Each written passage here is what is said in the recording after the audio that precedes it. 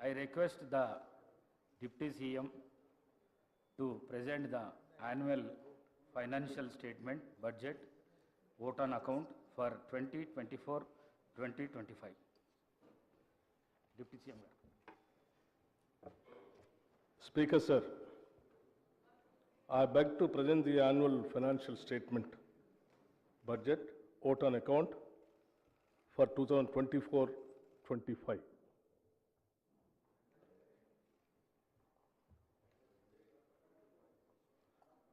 గౌరవ అధ్యక్ష, తెలంగాణ రాష్ట్ర 3వ శాసనసభ తొలి బడ్జెట్ సమావేశానికి స్వాగతం. మార్పును కోరుతూ స్వేచ్ఛ సాధించుకున్న తెలంగాణ ప్రజానికానికి మనస్ఫూర్తిగా నమస్కరిస్తున్నాం. భారత రాజ్యాంగ పీఠిక గుర్తు చేసుకుంటూ పౌరులెల్లరకు సామాజిక, ఆర్థిక, రాజకీయ న్యాయమును, భావము, భావ ప్రకటన, విశ్వాసము, ధర్మము, ఆరాధన వీటి స్వాతంత్రమును అంతస్తులోనూ అవకాశంలోనూ సమానత్వంలో చేకూర్చుటకు ఈ స్ఫూర్తితో మీ ముందుకు ఈ బడ్జెట్తో వచ్చాం. తెలంగాణ త్యాగమూర్తులు ఏ ఆశయాల కోసం ఆత్మార్పణ చేశారో వాటిని సాధించడం కోసం, వారి కలలను సాకారం చేయడం కోసం, వాటిని ఆచరణలోకి తీసుకొని రావటం కోసం ఈ సమావేశాల్లో మా కార్యాచరణ మీ ముందు ఉంచబోతున్నాం. కొందరి కోసం మాత్రమే అందరూ బతకాలి అనే నిరంకుశ విధానాలను ఎదిరించిన తెలంగాణ ప్రజలు ఇప్పుడు నిజమైన అభివృద్ధి వైపు అడుగులు వేస్తున్నారు. అందరి కోసం మనమందరం అనే నూతన స్ఫూర్తితో మన చిరకాల ఆశలు, ఆకాంక్షలు తీర్చుకోవటానికి ఇప్పుడు సరైన వేదిక ఏర్పాటైందన్న భావన కూడా తెలంగాణ ప్రజల కళ్ళల్లో స్పష్టంగా కనిపిస్తూ ఉంది. ఎందరో యువకుల త్యాగాల పునాదులపై ఏర్పడిన తెలంగాణ 10 ఏళ్ల తర్వాత నిజమైన ప్రజాస్వామ్యం అంటే ఏమిటో రుచి చూస్తున్నది. ఈ నేపథ్యంలో మనం ఈ స్వేచ్ఛ తెలంగాణలో తొలి బడ్జెట్ను ప్రవేశపెట్టుకోవటం ఎంతో ఆనందకరమైన విషయం. సమాన అవకాశాలు, సామాజిక న్యాయం, ప్రజలకు అందుబాటులో ఉండే పాలనకు తెలంగాణ ప్రభుత్వం శ్రీకారం చుట్టింది. రైతులు, యువకులు, మహిళలు, నిరుపేదల జీవితాల్లో మరిన్ని వెలుగులు నింపేందుకు పూర్తి స్థాయిలో చర్యలు తీసుకుంటున్నాం. మీ నమ్మకాలు మీ ఆలోచనలు అవుతాయి, మీ ఆలోచనలు మీ పదాలు అవుతాయి, మీ మాటలు మీ చర్యలు అవుతాయి, మీ చర్యలు మీ అలవాట్లుగా మారుతాయి, మీ అలవాట్లు మీ విలువలు అవుతాయి, మీ విలువలు మీ విధిగా మారతాయి అంటూ జాతిపిత మహాత్మా గాంధీ చెప్పిన విషయాన్ని గుర్తు చేస్తున్నాను. తెలంగాణ ప్రజల జీవితాల్లో గుణాత్మక మార్పు తీసుకురావాలనేది మా కృతనిశ్చయం. అందుకు అనుగుణంగా మా హామీలు ఉండటం వల్లనే తెలంగాణ ప్రజలు మమ్మల్ని నమ్మారు. ఆ నమ్మకాన్ని నిలబెట్టుకోవటానికి ఈ ప్రజాప్రభుత్వం ఎంతటి సాహసాన్నైనా చేస్తుంది, ఎంతటి కష్టాన్నైనా భరిస్తుంది. ప్రజలకు నిజమైన ప్రతినిధులుగా మేము ఎంతటి త్యాగానికైనా సిద్ధంగా ఉన్నాం. పాలకులకు, ప్రజలకు మధ్య ఉన్న ఇనుప కంచెలు తొలగించడంతో ప్రారంభమైన మా ఈ ప్రజాపాలన మరింత పటిష్టంగా ముందుకు సాగుతుందనటంలో ఎటువంటి సందేహం లేదు. నిస్సహాయులకి సహాయం చేయటమే మా విధానం, ఇదే మా లక్ష్యం. తెలంగాణ ప్రజల దశాబ్దాల ఆకాంక్షను గౌరవిస్తూ 2014లో ప్రత్యేక రాష్ట్రాన్ని ఏర్పాటు చేసిన నాటి యూపీఏ ప్రభుత్వానికి ఈ ప్రక్రియలో కీలక పాత్ర పోషించిన నాటి యూపీఏ చైర్పర్సన్ శ్రీమతి సోనియా గాంధీ గారికి మరియు నాటి ప్రధాని డాక్టర్ మన్మోహన్ సింగ్ గారికి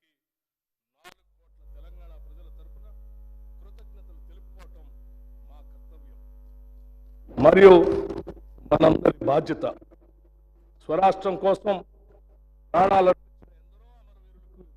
మరొకసారి సభావేదికగా నివాళులు అర్పిస్తున్నాం. కేవలం లాంఛనంగా మాత్రమే నేను ఇది చెప్పటం లేదు, మనస్సాక్షిగా చెప్తున్న మాట ఇది. గౌరవ ముఖ్యమంత్రి శ్రీ రేవంత్ రెడ్డి గారు, నేను, మా మంత్రివర్గ సహచరులు తెలంగాణ ప్రజల ఆకాంక్షలు తీర్చడానికి ఏమాత్రం వెనుకాడము. ఇటీవల ముగిసిన అసెంబ్లీ ఎన్నికల సందర్భంగా తెలంగాణలో ఇందిరమ్మ రాజ్యం తెస్తామని మాటిచ్చాం. నిర్బంధాలు, నియంతృత్వ ధోరణులు ఉండవని చెప్పాం. ప్రజా సంక్షేమం కోసం 6 గ్యారంటీలు ప్రకటించాం. బాధ్యతలు స్వీకరించిన వెంటనే ఇచ్చిన హామీలు, చెప్పిన మాటకు కట్టుబడి హామీలకు చట్టబద్ధత కల్పించే ఫైలుపై గౌరవ ముఖ్యమంత్రి శ్రీ రేవంత్ రెడ్డి గారు తొలి సంతకం చేయటం మా ప్రభుత్వ సంకల్పానికి, చిత్తశుద్ధికి నిదర్శనం. నూతన ప్రభుత్వం తొలి అడుగులోనే సంక్షేమానికి నాంది పలికింది. ప్రజలకు ఇచ్చిన ప్రతి మాటకు ప్రభుత్వం కట్టుబడి ఉంది. మన రాష్ట్ర క్లిష్ట ఆర్థిక పరిస్థితులపై ఈ సభకు ఇదివరకే శ్వేతపత్రం ద్వారా సవివరంగా వాస్తవాలను తెలిపాం. ఇటువంటి విపత్కర ఆర్థిక పరిస్థితుల్లో కూడా మేము ప్రజా సంక్షేమానికి చేసిన వాగ్దానాలకి కట్టుబడి ఉన్నాం. ఆడమ్ స్మిత్ చెప్పినట్లుగా మానవ జీవన ప్రమాణాలు మొత్తంగా పెంచే బహుముఖ ప్రణాళిక అంటూ ఏదీ లేదు. కానీ రాష్ట్రంలో అందుబాటులో ఉన్న వనరులతో వివిధ సాధన మార్గాల ద్వారా సాధించవచ్చు. గత పాలకుల నిర్వాకంతో మన ధనిక రాష్ట్రంలో కూడా ఆర్థిక కష్టాలు వచ్చాయి. పూట గడవటం కూడా కష్టమనేంత కనిష్ట స్థాయికి రాష్ట్ర ఆర్థిక వ్యవస్థను చేర్చారు. రాష్ట్రంలో మౌలిక సదుపాయాల కల్పనకు ప్రాధాన్యత ఇవ్వకుండా ప్రజలకు ఏమాత్రం అవసరం లేని ఆర్భాటాలకు డబ్బు ఖర్చు చేశారు. రాష్ట్రం ఆర్థికంగా ఎంత దురదృష్టకర పరిస్థితిలో ఉందంటే ప్రతి నెల 1వ తేదీన రాష్ట్ర ప్రభుత్వ ఉద్యోగులకు మరియు పెన్షనర్లకు జీతాలు ఇవ్వలేనటువంటి పరిస్థితి. దీనివల్ల ఉద్యోగుల క్రెడిట్ స్కోర్, సిబిల్ స్కోర్ దెబ్బతినటం వల్ల వారు రుణాలు పొందడం కూడా కష్టమవుతూ ఉంది. వృద్ధులైన పెన్షనర్లు మందుల కోసం ఖర్చు పెట్టిన డబ్బులు పొందడం కోసం ఎదురు చూసే పరిస్థితి ఉత్పన్నమైంది. అందుకే తెలంగాణ రాష్ట్ర ఆర్థిక పరిస్థితిని, ప్రజల జీవితాలను దుర్భరం చేసే దిశగా సాగిన ప్రజా వ్యతిరేక పాలనకు ప్రజలు చరమగీతం పాడారు. ఇదే మన ప్రజాస్వామ్య వ్యవస్థ యొక్క గొప్పతనం. దివాళా తీసిన రాష్ట్ర ఆర్థిక పరిస్థితిని మెరుగుపరచడానికి ఇప్పటికే దుబారా ఖర్చులు తగ్గించాం. రాష్ట్ర ఆర్థిక క్రమశిక్షణతో పాటు మెరుగైన సంక్షేమ పాలన అందించాలన్నదే మా లక్ష్యం. గత ప్రభుత్వం ప్రవేశపెట్టిన ప్రతి బడ్జెట్ వాస్తవానికి చాలా దూరంగా ఉంది. రాష్ట్రం యొక్క రాబడిని అధికంగా చేసి చూపెట్టడం ద్వారా ఎన్నో పథకాలకు నిధులు కేటాయిస్తున్నామనేటువంటి భ్రమను కల్పించారు.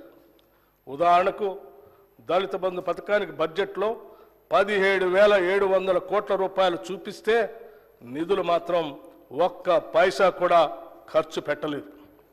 అంతేకాకుండా 2021-22 సంవత్సరానికి క్యాగ్ లెక్కల ప్రకారం షెడ్యూల్డ్ కులాల అభివృద్ధికి డిమాండ్లో 4,874 కోట్ల రూపాయలు నిధులు ఖర్చు చేయలేదు. గిరిజన అభివృద్ధిలో 2,918 కోట్ల రూపాయలు ఖర్చు చేయలేదు. వెనుకబడిన తరగతుల అభివృద్ధిలో 1,437 కోట్ల రూపాయలు ఖర్చు చేయలేదు. అదేవిధంగా రైతులకు వడ్డీ లేని రుణాల కొరకు కేవలం 2014-15 ఆర్థిక సంవత్సరం నుంచి 2023-24 ఆర్థిక సంవత్సరం వరకు 1,067 కోట్ల రూపాయలు బడ్జెట్ పెట్టి కేవలం 297 కోట్ల రూపాయలు మాత్రమే ఖర్చు పెట్టారు. అదేవిధంగా మహిళలకు 2014-15 ఆర్థిక సంవత్సరం నుంచి 2023-24 ఆర్థిక సంవత్సరం వరకు 7,848 కోట్ల రూపాయలు బడ్జెట్ పెట్టి కేవలం 2,685 కోట్ల రూపాయలు మాత్రమే ఖర్చు పెట్టారు.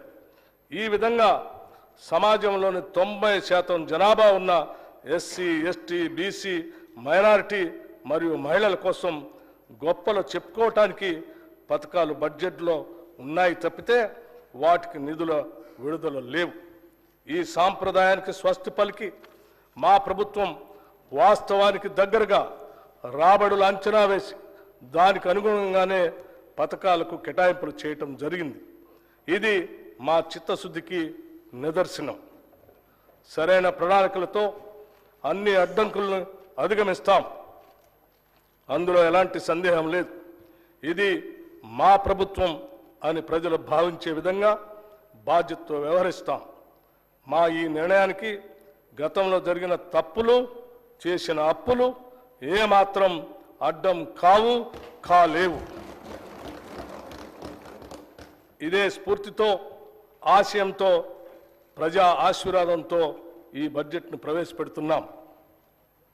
2023-24 ఆర్థిక సంవత్సరంలో తెలంగాణ రాష్ట్ర స్థూల ఉత్పత్తి ప్రస్తుత ధరలో 2022-23తో పోల్చినప్పుడు 13,02,371 కోట్ల రూపాయల నుండి 14,49,708 కోట్ల రూపాయలకి పెరిగింది. అయితే ఆర్థిక వృద్ధి రేటు అదే కాలంలో 14.7% నుండి 11.3% క్షీణించింది. దేశీయ స్థాయిలో వృద్ధి రేటు మాత్రం 16.1% నుండి 8.9% పడిపోయి మరింత ఎక్కువగా క్షీణించింది. పర్యవసానంగా భారతదేశ జీడిపి వృద్ధి రేటుతో పోలిస్తే తెలంగాణ రాష్ట్ర వృద్ధి రేటు 2.4% ఎక్కువ. తెలంగాణ ఆర్థిక వృద్ధి రేటు స్థిరమైన ధరల్లో గత సంవత్సరం 7.5% నుండి 1% తగ్గి ఈ సంవత్సరానికి 6.5% పడిపోయింది. దేశ స్థాయిలో ఈ వృద్ధి +0.1%గా ఉంది. తెలంగాణ ఆర్థిక వృద్ధి రేటు తీవ్ర క్షీణతను చవిచూసిందనేది స్పష్టమవుతా ఉంది. తెలంగాణ మరియు భారతదేశం యొక్క ప్రస్తుత మరియు స్థిరమైన ధరల వద్ద భిన్నమైన వృద్ధి రేట్లు తెలంగాణలో ఉన్న అధిక ద్రవ్యోల్బణం రేటును సూచిస్తున్నాయి. 2023 డిసెంబర్లో తెలంగాణలో 6.65%గా ఉన్న వినియోగదారుల ధరల సూచిక 5.69%గా ఉన్న దేశ సగటుతో పోలిస్తే చాలా అధికంగా ఉంది. అధిక ద్రవ్యోల్బణం ఉన్న రాష్ట్రాలలో తెలంగాణ 5వ స్థానంలో ఉంది. 2023-24 ఆర్థిక సంవత్సరంలో తెలంగాణ ఆర్థిక వ్యవస్థ వివిధ రంగాల్లో పనితీరు ఒకేలా లేదు. దీనికి అనేక కారణాలు ఉన్నాయి. ప్రాథమిక రంగాల్లో ఒకటైన వ్యవసాయం చాలా క్షీణించింది. వ్యవసాయ రంగంలో పంటల ద్వారా వచ్చే స్థూల విలువ 49,059 కోట్ల రూపాయల నుండి 45,723 కోట్ల రూపాయలకు తగ్గి -6.8% వృద్ధి రేటుగా నమోదు అయింది. ఈ గణనీయమైన తగ్గుదలకి ప్రధాన కారణం ప్రతికూల వాతావరణ పరిస్థితులు, నైరుతి రుతుపవనాలు 17 రోజులు ఆలస్యమయ్యాయి మరియు సీజన్లో వర్షపాతంలో తీవ్ర హెచ్చుతగ్గులు వచ్చాయి.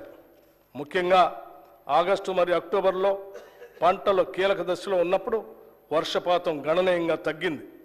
దీనికి తోడు దీర్ఘకాలం పాటు పొడిగాలులు, భూగర్భ జలాల క్షీణత మరియు కృష్ణాబేసిన్లో తగినంత నీటి లభ్యత లేకపోవడంతో వరి, పత్తి, మొక్కజొన్న, కంది, శనగ వంటి కీలక పంటల విస్తీర్ణం భారీగా తగ్గింది. అదే సమయంలో తెలంగాణ ఆర్థిక వ్యవస్థలో ఇతర రంగాలకు కూడా వృద్ధి రేట్లో తరుగుదల నమోదు చేశాయి. విద్యుత్, గ్యాస్, నీటి సరఫరా, వాణిజ్యం మరియు మరమ్మత్తు సేవలు, హోటళ్లు మరియు రెస్టారెంట్లు, రైల్వేలు మరియు వాయు రవాణా వంటి రంగాలలో గణనీయమైన తగ్గుదల కనిపించింది. అయితే తయారీ రంగంలో మాత్రం పెరుగుదల కనిపించింది. గత సంవత్సరంలో నమోదైన 1.3% వృద్ధితో పోలిస్తే ఈ సంవత్సరం 5.9%గా వృద్ధి చెందింది. రియల్ ఎస్టేట్, నిర్మాణం మరియు మైనింగ్, క్వారీ వంటి ఇతర రంగాలు కూడా మునుపటి సంవత్సరంతో పోలిస్తే 2023-24లో అధిక వృద్ధి రేటును నమోదు చేశాయి. తెలంగాణ తలసరి ఆదాయం ప్రస్తుత ధరల ప్రకారం 2023-24లో 3,43,297 రూపాయలుగా ఉంటుందని అంచనా. గత తలసరి ఆదాయం 3,09,912 రూపాయలు. దీనితో పోలిస్తే ఈ సంవత్సరం పెరుగుదల కల్పిస్తున్నప్పటికీ వృద్ధి రేటు మాత్రం క్షీణించింది. కాంగ్రెస్ పార్టీ ఎన్నికల మేనిఫెస్టోలో ప్రకటించిన విధంగా అధికారంలోకి వచ్చిన వెంటనే ప్రగతి భవన్ను మహాత్మా జ్యోతిబా పూలే భవన్గా మార్చి ప్రజా పరిపాలనకి శుభారంభం చేశాం. ప్రతి వారం 2 రోజుల్లో ప్రజావాణి నిర్వహిస్తూ ప్రజల కష్టాలను ప్రత్యక్షంగా తెలుసుకుంటున్నాం. ఈ 2 నెలల్లో 43,054 దరఖాస్తులు వస్తే వాటిలో 14,951 ఇళ్ల కొరకు, 8,927 భూ సమస్యల గురించి, 3,267 పెన్షన్ల గురించి మరియు 3,134 ఉద్యోగ కల్పన గురించి వచ్చాయి. ప్రజావాణిలో వికలాంగులు, వృద్ధులు, మహిళలు మరియు పిల్లల కొరకు ప్రత్యేక కౌంటర్లను ఏర్పాటు చేసి అదనపు సౌకర్యాలు కూడా కల్పించాం. వైద్య సేవల నిమిత్తం వచ్చే రోగుల సహాయార్థం ఆరోగ్యశ్రీ కౌంటర్లను ఏర్పాటు చేశాం. ఒక పోర్టల్ ద్వారా ప్రజావాణి దరఖాస్తులన్నింటినీ నమోదు చేసి అవి పరిష్కారం అయ్యేదాకా వాటిని పర్యవేక్షించడానికి కలెక్టర్లకి, శాఖాధిపతులకి ఆదేశాలు ఇచ్చాం. ప్రజావాణి సక్రమంగా నిర్వహించేలాగా ఒక సీనియర్ ఐఏఎస్ని ప్రత్యేక అధికారిగా నియమించాం. సంపూర్ణ ప్రజా సంక్షేమమే కాంగ్రెస్ ప్రభుత్వ ప్రణాళిక. అందుకే 6 హామీలను ప్రజల ముందు ఉంచి వారి ఆమోదంతో ఈ శాసనసభ వేదిక ద్వారా వాటిని అమలు చేసేందుకు మా ప్రణాళికను మీ ముందు ఉంచుతున్నాం. హామీ ఇచ్చిన 6 గ్యారంటీల్లో 2 గ్యారంటీలను మేము బాధ్యతలు స్వీకరించిన 48 గంటల్లోనే ప్రారంభించి కాంగ్రెస్ ప్రభుత్వ చిత్తశుద్ధిని నిరూపించుకున్నాం. 6 హామీల అమలుకై అర్హులైన లబ్ధిదారుల నుండి దరఖాస్తులు స్వీకరించడం కోసం ప్రత్యేకంగా డిసెంబర్ 28 నుండి జనవరి 6 వరకు గ్రామాల్లో మరియు వార్డుల్లో సభలు ఏర్పాటు చేయడం జరిగింది. ఈ సభల్లో ప్రజలు 1.29 కోట్ల దరఖాస్తులు ఇవ్వటం జరిగింది. దీనిని బట్టి ప్రజల్లో ఈ హామీలపై ఉన్న విశ్వాసం అర్థమవుతా ఉంది. అందుకే ఒక ప్రత్యేక సాఫ్ట్వేర్ ద్వారా ఈ దరఖాస్తులను క్రోడీకరించే పని కూడా త్వరితగతిన పూర్తి చేయటం జరిగింది. దీనివల్ల మున్ముందు ఈ హామీల అమలులో లబ్ధిదారుల ఎంపిక మరియు వాటికి అవసరమైన నిధులు సమకూర్చుకోవటానికి మార్గం సులభతరం అవుతుంది. మహాలక్ష్మి పథకంలో భాగమైన ఉచిత ఆర్టీసీ బస్సు రవాణా సౌకర్యాన్ని మా ప్రభుత్వం డిసెంబర్ 9, 2023న ప్రారంభించడం జరిగింది. రాష్ట్ర మహిళలు ఈ పథకం పట్ల అత్యంత సంతృప్తి మరియు సంతోషం వ్యక్తం చేస్తున్నారు.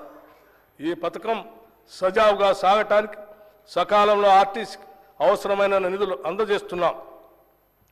ఇప్పటికే నెలకి 300 కోట్ల రూపాయల చొప్పున అదనపు నిధులు మంజూరు చేయటం జరిగింది. మరొక ముఖ్యమైన ప్రజా సంక్షేమ పథకం రాజీవ్ ఆరోగ్యశ్రీ. ఈ పథకం కింద మా హామీ ప్రకారం డిసెంబర్ 9, 2023 నుండి వైద్య ఖర్చుల పరిమితిని 5 లక్షల రూపాయల నుండి 10 లక్షల రూపాయల వరకు పెంచడం జరిగింది. గతంలో ఆరోగ్యశ్రీ కింద చెల్లించవలసిన బకాయిలు చెల్లించనందున ఆసుపత్రుల్లో ఆరోగ్యశ్రీ సేవలు నిలిచిపోయి సామాన్య ప్రజలు తీవ్ర ఇబ్బందులు ఎదుర్కొన్నందున మా ప్రభుత్వం దీన్ని ప్రాధాన్యతగా తీసుకుని గత బకాయిలను కూడా వెంటనే విడుదల చేయటం జరిగింది. భవిష్యత్తులో కూడా ఆరోగ్యశ్రీ కింద వైద్య సేవలకు ఎటువంటి అడ్డంకి లేకుండా అవసరమైన నిధులు చెల్లించడం జరుగుతుంది. మా ప్రభుత్వ హామీల్లో మరో ముఖ్యమైన 2 హామీలు గృహజ్యోతి మరియు 500 రూపాయలకే వంట గ్యాస్ సిలిండర్ సరఫరా. గృహజ్యోతి పథకం ద్వారా అర్హులైన వినియోగదారులందరికీ నెలకి 200 యూనిట్లు ఉచిత విద్యుత్తును అందించడానికి మరియు అర్హులైన వినియోగదారులకి 500 రూపాయలకే వంట గ్యాస్ సిలిండర్లు సరఫరా చేసే పథకాలకి మరో ముందడుగు వేశాం. ఫిబ్రవరి 4, 2024న రాష్ట్ర మంత్రివర్గ సమావేశం ఈ పథకాల అమలుకి ఆమోదం తెలిపింది. త్వరలోనే తగిన విధి విధానాలు రూపకల్పన చేసి వాటి ఫలాలను ప్రజలకు అందించడం జరుగుతుంది. మహాలక్ష్మి, రైతు భరోసా, ఇందిరమ్మ ఇళ్ళు, చేయూత, యువ వికాసం హామీల అమలుకు మా ప్రభుత్వం చిత్తశుద్ధితో ఉంది. వాటిని వీలైనంత త్వరలో అమలు చేసే సంకల్పంతో ఉన్నాం. ఈ బడ్జెట్లో ఈ పథకాల అమలుకి 53,196 కోట్ల రూపాయలు ప్రతిపాదించడం జరిగింది. ఈ కేటాయింపు ఒక ప్రాథమిక అంచనా ప్రకారం మాత్రమే చేయటం జరిగింది. హామీలకు సంబంధించిన విధి విధానాలను రూపొందించే పని ఇంకా కొనసాగుతున్నందున అది పూర్తయిన వెంటనే అమలుకు అవసరమైన పూర్తి నిధులు కేటాయిస్తాం. ఎన్నికల ప్రణాళికలో చెప్పిన ప్రతి హామీని నెరవేర్చేందుకు కృతనిశ్చయంతో ఉన్నాం. రైతుల కోసం ప్రకటించిన వరంగల్ డిక్లరేషన్, హైదరాబాద్లో ప్రకటించిన యువ డిక్లరేషన్, చేవెళ్లలో ప్రకటించిన ఎస్సీ ఎస్టీ డిక్లరేషన్, కామారెడ్డిలో ప్రకటించిన బీసీ మైనారిటీ డిక్లరేషన్ అన్నింటినీ ఖచ్చితంగా అమలు చేస్తాం. రాష్ట్రం పారిశ్రామికంగా అభివృద్ధి చెందటం వలన ఎన్నో సమస్యల పరిష్కారం అవుతాయి. లక్షలాది మందికి ఉపాధి అవకాశాలు దొరుకుతాయి. ఉత్పాదకత పెరుగుతుంది. అందుకే తెలంగాణ రాష్ట్రం సత్వర పారిశ్రామిక ప్రగతి సాధించేందుకు అన్ని చర్యలు ప్రారంభించాం. ఈ దిశగానే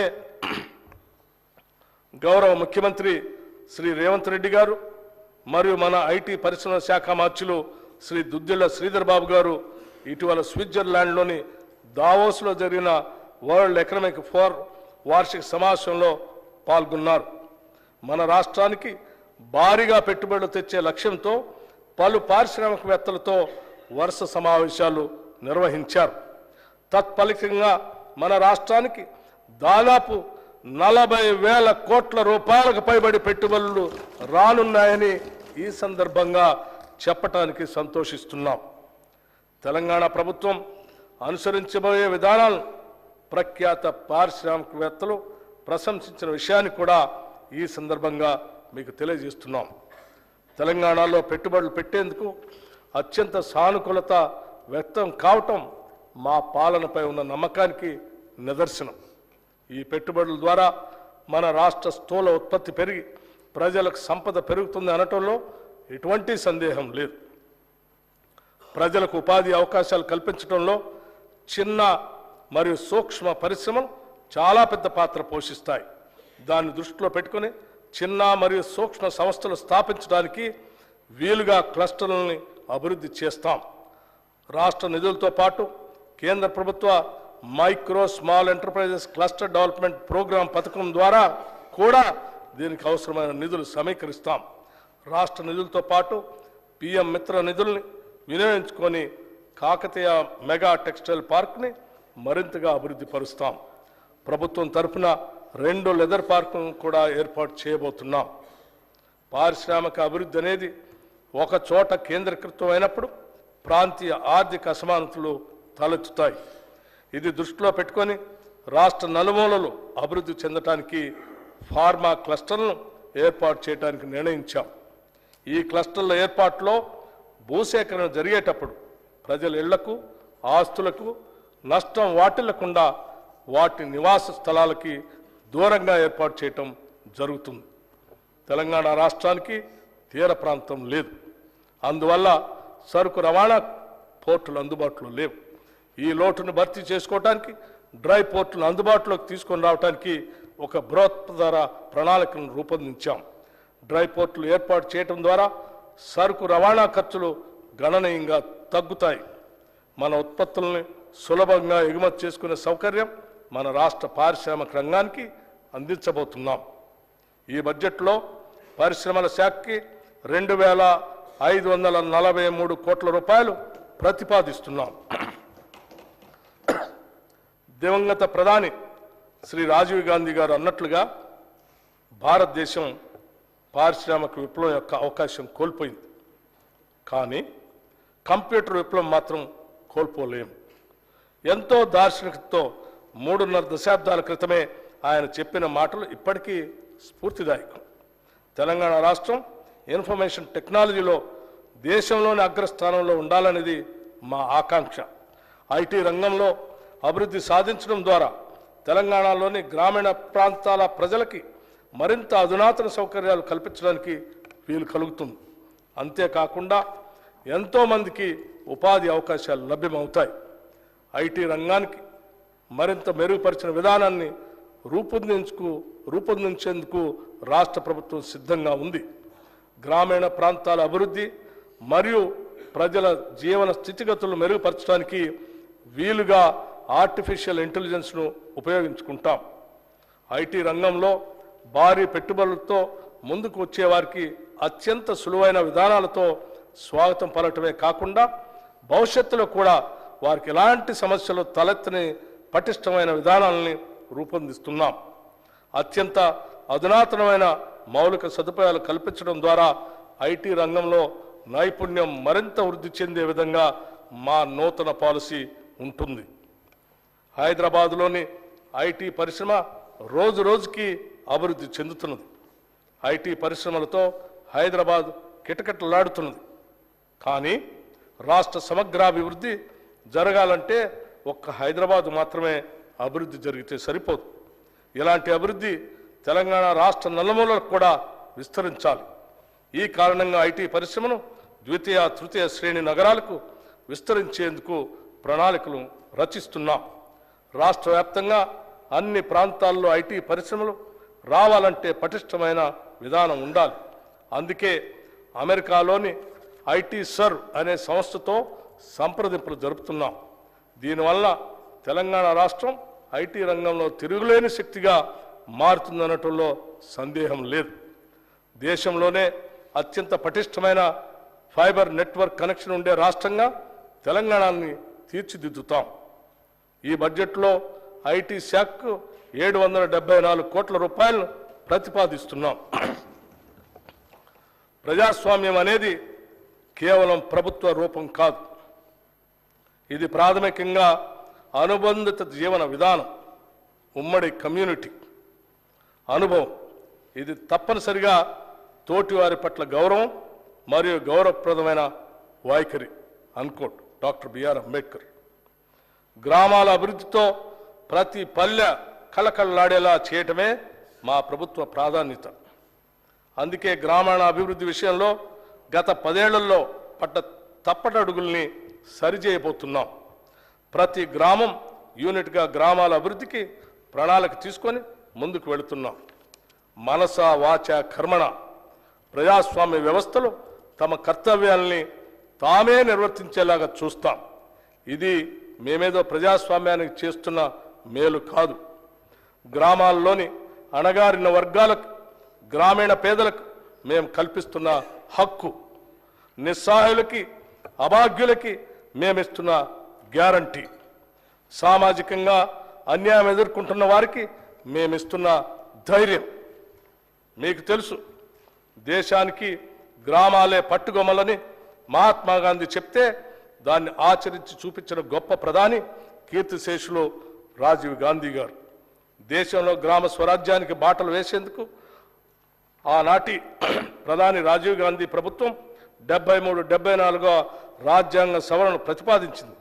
గ్రామ పంచాయతీలకి ఆర్థిక వెసులుబాటు కల్పించడమే కాకుండా వారి అభివృద్ధి ప్రణాళికను వారే రూపొందించుకునే విధంగా కేంద్రం నుంచి నేరుగా నిధుల్ని పంచాయతీలకు అందజేసిన ఘనత అప్పటి కాంగ్రెస్ ప్రభుత్వానికే దక్కుతుంది. గ్రామ పంచాయతీల్ని మరింత బలోపేతం చేస్తాం. సకాలంలో నిధులు అందించి గ్రామాభ్యుదయానికి బాటలు వేస్తాం. గ్రామీణ ప్రాంతాలలో సురక్షిత తాగునీరు ఇప్పటికీ పూర్తిగా అందుబాటులో లేదు. 35,752 కోట్ల రూపాయలు ఖర్చు చేసి మిషన్ భగీరథ పూర్తి చేశామని గత ప్రభుత్వం గొప్పలు చెప్పింది. వాస్తవానికి ఇన్ని వేల కోట్లు ఖర్చు చేసినా ఈనాటికి రాష్ట్రంలో సురక్షిత మంచినీరు లేని గ్రామాలు ఎన్నో ఉన్నాయి.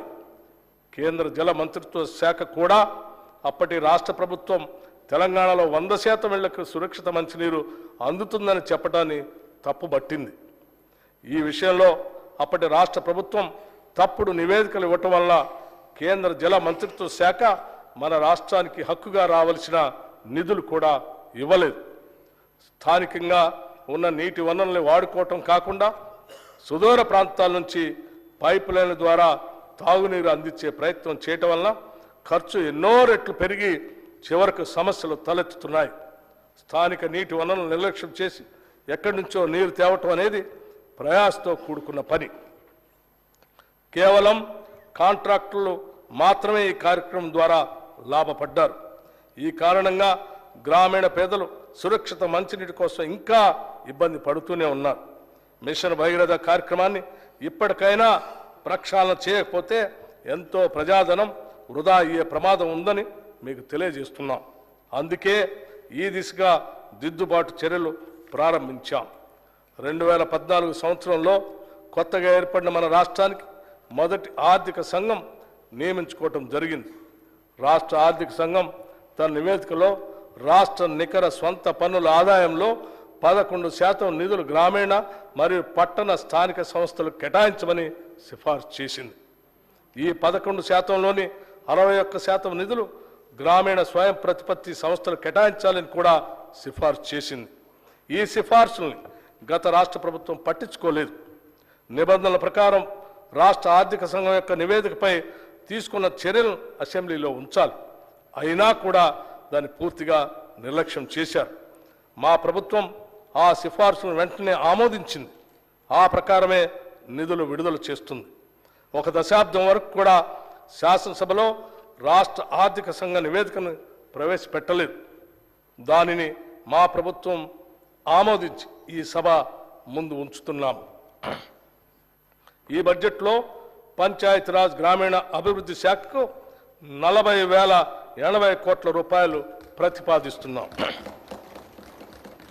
తెలంగాణ రాష్ట్రానికి హైదరాబాద్ పాలనా కేంద్రం మాత్రమే కాదు, రాష్ట్ర అభ్యున్నతికి అవసరమైన ఆర్థిక వనరులను అందించే గుండెకాయ లాంటిది. హైదరాబాద్కు ఈ ఆర్థిక శక్తినిచ్చింది గత కాంగ్రెస్ ప్రభుత్వాలే.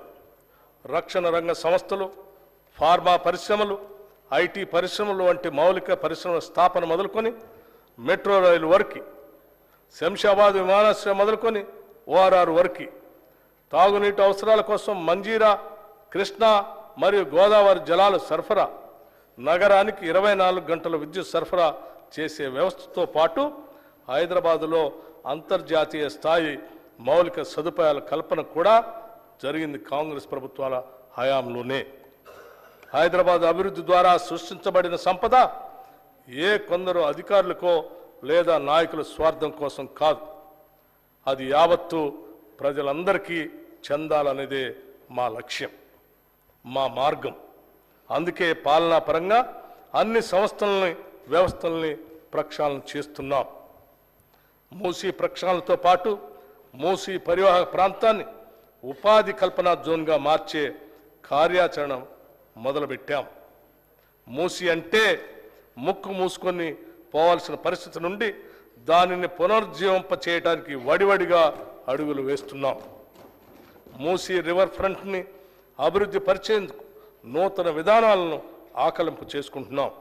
గౌరవ ముఖ్యమంత్రి శ్రీ రేవంత్ రెడ్డి గారు మరియు అధికారులు ఇటీవల లండన్ పర్యటన సందర్భంగా థేమ్స్ నదీ నిర్వహణ తీరుని పరిశీలించారు. ఏ మాత్రం కాలుష్యం లేకుండా థేమ్స్ నది లండన్ నగరం మధ్య నుంచి ప్రవహిస్తున్న తరహాలోనే మూసీ రివర్ ఫ్రంట్ని అభివృద్ధి పరచాలని ఆకాంక్షిస్తున్నాం.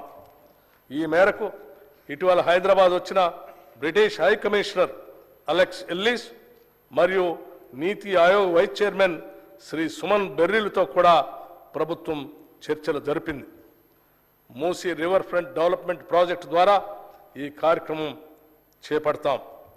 దీనిలో భాగంగా పాదచారుల జోన్లు, పీపుల్స్ ప్లాజాలు, పాత నగరంలోని హెరిటేజ్ జోన్లు, హాకర్ జోన్లు, చిల్డ్రన్స్ థీమ్ పార్కులు, ఎంటర్టైన్మెంట్ జోన్లు అభివృద్ధి చేస్తాం. మూసీ నదీ తీరాన్ని ఒక పర్యావరణ హిత పద్ధతిలో సమగ్ర ప్రణాళికతో అద్భుతంగా తీర్చిదిద్దుతాం. మన సాంస్కృతిక కట్టడాల పరిరక్షణ కూడా ఈ పథకంలో భాగంగా అమలు చేస్తాం. దీనికి కావలసిన నిధుల్లో ఎక్కువ శాతం నది చుట్టూ ఉన్న భూముల్ని వాణిజ్య అవసరాలకు అనుగుణంగా మార్చి సమకూరుస్తాం. భవిష్యత్తులో ఈ project Charminar, high tech city, Salar Jung museum మరియు ఇతర పర్యాటక స్థలాలతో సమానంగా పోటీ పడుతుందనటంలో ఎటువంటి సందేహం లేదు. హైదరాబాద్ మెడలో అందమైన హారంలాగా మూసీ నదిని తీర్చిదిద్దుతాం. దీనికోసం 1000 కోట్ల రూపాయలు ఈ బడ్జెట్లో ప్రతిపాదిస్తున్నాం. తెలంగాణలో అభివృద్ధి వికేంద్రీకరణకి ప్రభుత్వం కట్టుబడి ఉంది. హైదరాబాద్ కేంద్రంగా రాష్ట్రాన్ని 3 జోన్లుగా ప్రభుత్వం భావిస్తుంది. ఔటర్ రింగ్ రోడ్ లోపల ఉన్న హైదరాబాద్ నగరం పట్టణ ప్రాంతంగా, ఔటర్ రింగ్ రోడ్డు ప్రతిపాదిత రీజనల్ రింగ్ రోడ్డు మధ్య ఉన్న ప్రాంతం పెరి అర్బన్ జోన్గా, ప్రతిపాదిత రీజనల్ రింగ్ రోడ్ ఆవల ఉన్న భాగాన్ని గ్రామీణ జోన్గా నిర్ధారించి దానికి తగ్గట్లుగా అభివృద్ధి ప్రణాళికలు సిద్ధం చేయాలని ప్రభుత్వం ఆలోచిస్తుంది. రాష్ట్రంలోని అన్ని పుర ప్రాంతాలని సమగ్రంగా అభివృద్ధి చేసేందుకు పూర్తి స్థాయి ప్రణాళికలు కూడా సిద్ధం చేస్తున్నామని తెలియజేస్తున్నాం. రాష్ట్ర ఆర్థిక సిఫార్సుల మేరకు పట్టణ ప్రాంత అభివృద్ధికి నిధులు విడుదల చేస్తాం. ఈ బడ్జెట్లో పురపాలక శాఖకి 11,692 కోట్ల రూపాయలు ప్రతిపాదిస్తున్నాం. రైతు బాగుంటేనే ఊరు బాగుంటుంది. వ్యవసాయం లాభసాటిగా ఉంటేనే రాష్ట్రం యొక్క ఆర్థిక పరిస్థితి మెరుగుపడుతుంది. అందుకే రైతు రుణమాఫీ అంశాన్ని మేము మా ఎన్నికల ప్రణాళికలో కూడా స్పష్టంగా పేర్కొన్నాం. ఎన్నికల ముందు ప్రజలకి హామీ ఇచ్చిన విధంగానే రైతు రుణమాఫీ పథకాన్ని అమలు చేయబోతున్నాం. 2 లక్షల రూపాయల రుణమాఫీపై త్వరలోనే మా కార్యాచరణ ఉంటుంది. అందుకు విధి విధానాల్ని రూపొందిస్తున్నాం. ప్రతి పంటకు మద్దతు ధర ఇస్తాం. ఈ సందర్భంలో మేము రైతు బంధు పథకం గురించి ఒక విషయం ఈ గౌరవ సభ ముందు ఉంచదలుచుకున్నాం. రైతు బంధు యొక్క ముఖ్య ఉద్దేశం రైతుకు పెట్టుబడి సాయం అందించడమేనని గత ప్రభుత్వం ఈ పథకాన్ని ప్రారంభించింది. రైతుకు సాయం అందించడం అనేది ప్రశంసించదగిన విషయమే అయినా ఈ పథకం పేరుతో అసలు రైతుల కన్నా పెట్టుబడిదారులు మరియు అనర్హులే ఎక్కువ లాభం పొందారని చెప్పడానికి ఎంతో చింతిస్తున్నాం. సాగు చేయటానికి పనికిరాని కొండలు, గుట్టలు, ఆఖరికి రోడ్లు ఉన్న స్థలానికి కూడా రైతు బంధు సాయం ఇచ్చారు. పెట్టుబడిదారులు, బడా రియల్ ఎస్టేట్ కంపెనీలు కొనిపెట్టుకున్న వేలాది ఎకరాలకు కూడా రైతు బంధు సాయం అందింది. ఇది అక్రమం. ఇచ్చిన జీవోకి విరుద్ధంగా పథకాన్ని వర్తింపచేయటం అనేది గత ప్రభుత్వానికే సాధ్యమైంది. జరిగిన ఈ అక్రమాల కారణంగా మేము రైతు బంధు నిబంధనలను పునఃసమీక్ష చేసి నిజమైన అర్హులకి రైతు భరోసా కింద ఎకరానికి 15,000 రూపాయలు అందించేందుకు కృతనిశ్చయంతో ఉన్నాం. గతంలో భిన్నంగా మేము కౌలు రైతులకు కూడా రైతు భరోసా సాయాన్ని ఇవ్వటానికి మార్గదర్శకాలు సిద్ధం చేస్తున్నాం. అదేవిధంగా ప్రధానమంత్రి ఫసల్ బీమా యోజన కార్యక్రమాన్ని ఆధారంగా చేసుకొని రాష్ట్రంలో పంటల బీమా పథకాన్ని పటిష్టంగా అమలు చేయబోతున్నాం. పశ్చిమ బెంగాల్లో అమలు జరుగుతున్న తీరును పరిశీలించిన అనంతరం దానికి సంబంధించి తుది నిర్ణయాన్ని తీసుకుంటామని ఈ సందర్భంగా మనవి చేస్తున్నాం. రైతు బీమా పథకాన్ని కౌలు రైతులకు కూడా అమలు చేసేందుకు చర్యలు తీసుకుంటున్నాం. అందుకు అవసరమైన మార్గదర్శకాలని రూపొందిస్తున్నాం. విత్తన భండాగారంగా ఉన్న తెలంగాణ ఇంకా ఎంతో ప్రగతిని సాధించడానికి అవకాశం ఉండి కూడా సాధించలేకపోయింది. విత్తనం నాణ్యమైనది అయితేనే రైతుకు మేలు కలుగుతుంది. విత్తనం నాసి రకంది అయితే రైతు శ్రమంతా బూడిదలో పోసిన పన్నీరు అవుతుంది. పంట చేతికి రాకపోవటమే కాకుండా అప్పటి వరకు పెట్టిన పెట్టుబడి అంతా వృధా అయిపోతుంది. గత ప్రభుత్వ హయాంలో నకిలీ విత్తనాల సమస్య తీవ్రంగా ఉండేది. గత ప్రభుత్వం అచేతన వల్ల, నకిలీ విత్తనాల వల్ల అనేక మంది రైతులు మోసపోయి ఆత్మహత్యలకు కూడా పాల్పడ్డారు. నాసి రకం విత్తనాల్ని, నకిలీ విత్తనాల్ని అరికట్టేందుకు మా ప్రభుత్వం కఠిన చర్యలు తీసుకుంటుంది. రైతుకు నష్టం చేసే ఏ విత్తన వ్యాపారిని మా ప్రభుత్వం ఉపేక్షించదు. దీనితో పాటు నాణ్యమైన విత్తన ఉత్పత్తి విషయాల్లో పురోభివృద్ధి సాధించేందుకు సకల చర్యలు చేపడుతున్నాం. ఈ మేరకు త్వరలో ఒక నూతన విత్తన విధానం తీసుకురాబోతున్నాం. ఈ సంవత్సరంలో ఆయిల్ పామ్ సాగు విత్తన అదనంగా 1,00,000 ఎకరాలు పెంచడానికి తగు చర్యలు తీసుకుంటున్నాం. ఇవన్నీ రైతుని రాజును చేయటానికే మేము తీసుకోబోతున్న చర్యలు.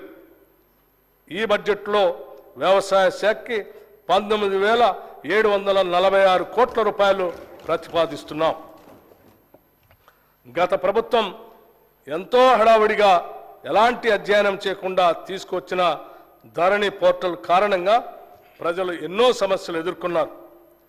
ధరణి కొంతమందికి భరణంగా, మరికొంతమందికి ఆభరణంగా, చాలామందికి భారంగా మారింది.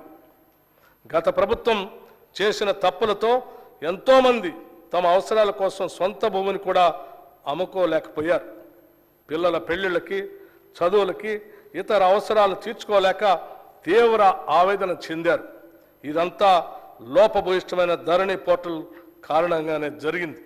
ఇప్పుడు మా ప్రభుత్వం ఏర్పడిన తర్వాత రికార్డులు పరిశీలించిన మీదట ఇది నిజమేనని తేలింది. అందుకే ఈ సమస్యను పరిష్కరించేందుకు మా ప్రభుత్వం అత్యధిక ప్రాధాన్యతనిచ్చింది.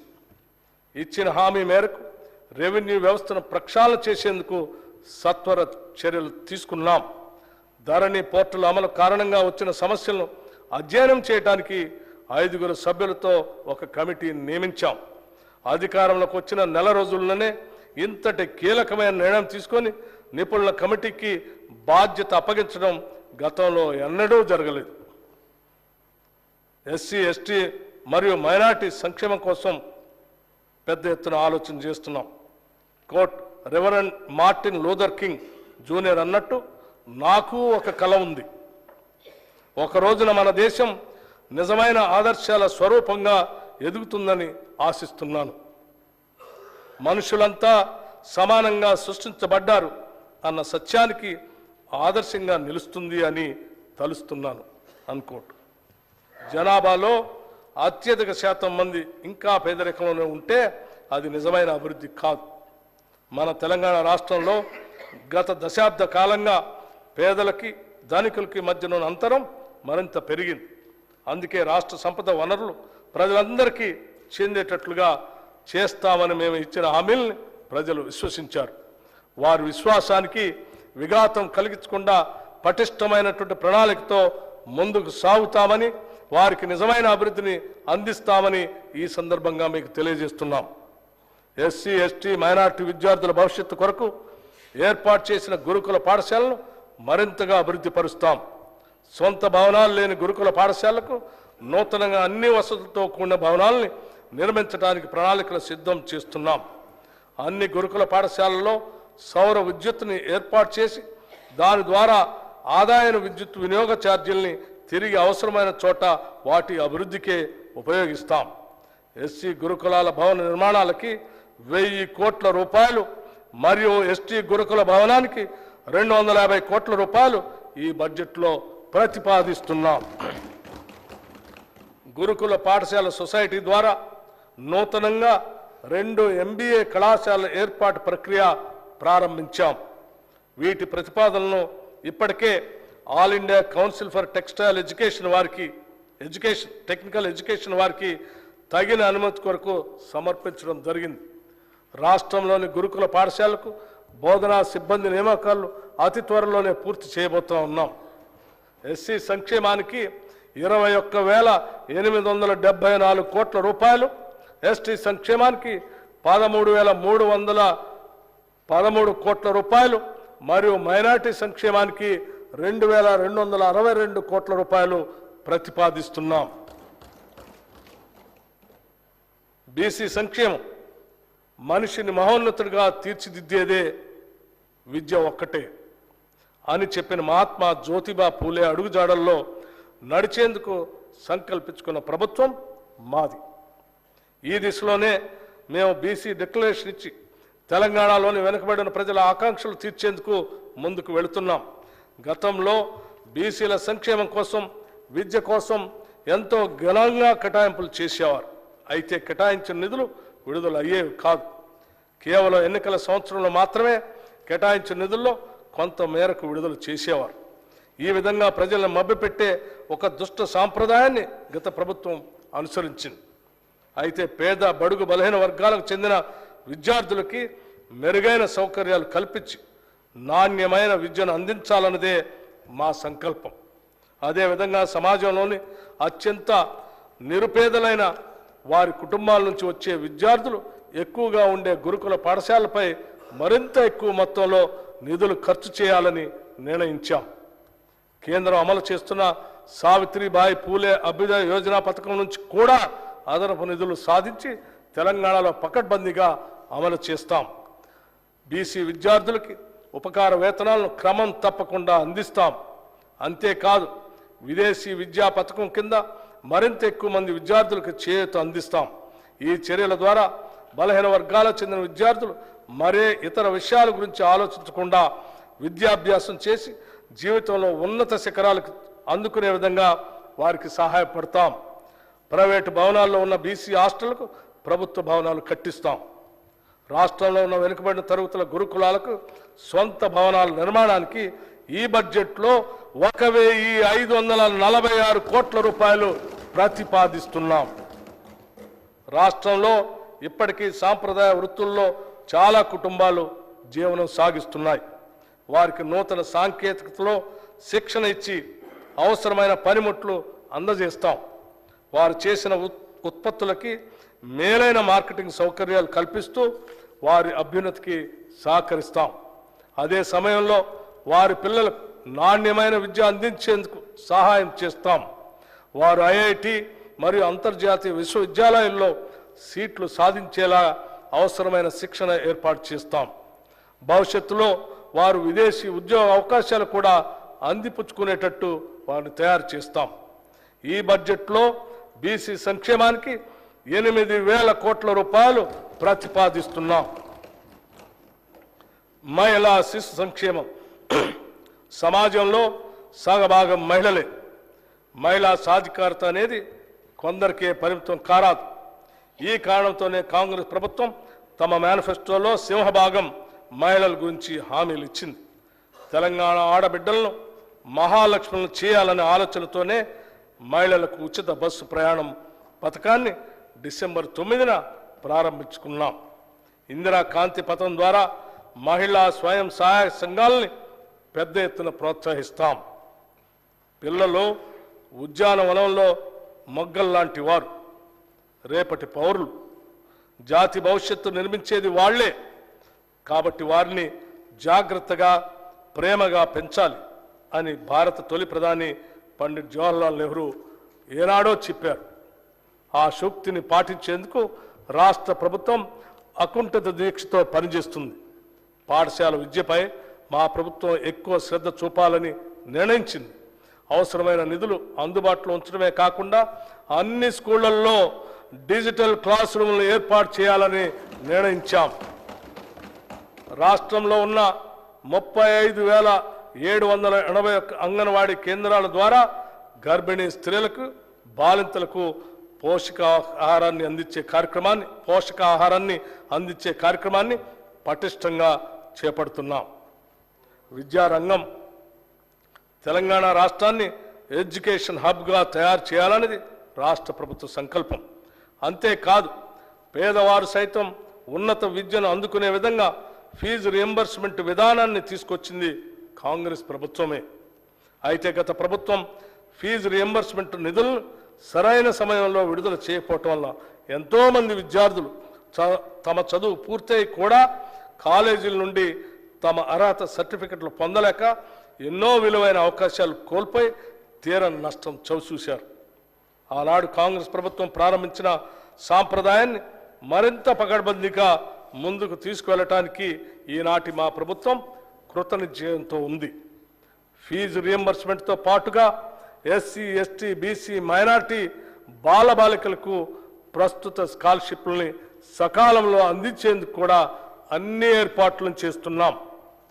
ప్రతి మండలానికి అధునాతనమైన సౌకర్యాలతో అంతర్జాతీయ ప్రమాణాలతో తెలంగాణ పబ్లిక్ స్కూల్ని ఏర్పాటు చేస్తామని ఈ సందర్భంగా మీకు తెలియజేస్తూ ఉన్నాం.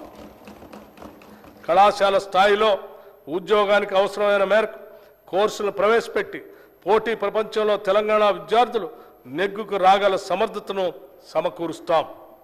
ఉన్నత విద్యా మండలిని పూర్తిగా ప్రక్షాళన చేసి ఉన్నత విద్యలో ప్రమాణాలని మెరుగుపరుస్తాం.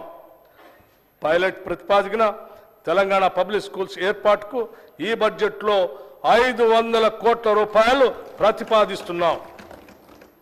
రాష్ట్రంలో సాంకేతిక విద్యను మరింత పటిష్టంగా మరియు పారిశ్రామిక అవసరాలకు అనుగుణంగా సమాయత్తం చేయడానికి మన రాష్ట్రంలోని 65 ఐటీఐల్ని ప్రైవేటు సంస్థల భాగస్వామ్యంతో ఒక బృహత్తర ప్రణాళిక అమలుపరచబోతూ ఉన్నాం. ఈ రంగంలో అనుభవం ఉన్న ప్రముఖ జాతీయ మరియు అంతర్జాతీయ సంస్థలు ప్రభుత్వంతో కలిసి పనిచేయడానికి ఆసక్తి చూపిస్తున్నాయి. ఇతర రాష్ట్రాల్లో మన అధికారులు బృందం అధ్యయనం చేయించి మనకు అవసరమైన రీతిలో ఒక ఉత్తమమైన ప్రణాళిక తయారు చేయడం జరిగింది. దీనిలో భాగంగా రాష్ట్రంలోని అన్ని ప్రభుత్వ ఐటీఐలకి కొత్త సాంకేతిక పరికరాలు అందించడం, వాటిని ఉపయోగించుకునేందుకు అవసరమైన శిక్షణను కొత్త కోర్సుల రూపంలో అందిస్తాం. ఈ ఐటీఐల్లో అదనంగా సీట్లు పెంచి ఎక్కువ మంది విద్యార్థులకి శిక్షణ అందిస్తాం. ఇక్కడ శిక్షణ పొందిన విద్యార్థులకి 100% ఉద్యోగాలు పొందేలాగా ప్రణాళిక ఉంటుంది. ఈ పథకానికి మంత్రివర్గ ఆమోదం కూడా లభించిందని చెప్పడానికి సంతోషిస్తున్నాను. స్కిల్ యూనివర్సిటీ ఏర్పాటుపై కూడా రాష్ట్ర ప్రభుత్వం ముందడుగు వేసింది. గుజరాత్, ఢిల్లీ, ఒడిశా రాష్ట్రాల్లోని స్కిల్ యూనివర్సిటీలను అధ్యయనం చేసేందుకు అధికారుల బృందం ఇటీవల పర్యటన జరిపింది. ఆయా రాష్ట్రాల్లో అమలు చేస్తున్న విధానాలను పరిశీలించి అత్యుత్తమ విధానాలను మన రాష్ట్రంలో అమలు జరిపేందుకు ప్రయత్నిస్తున్నాం.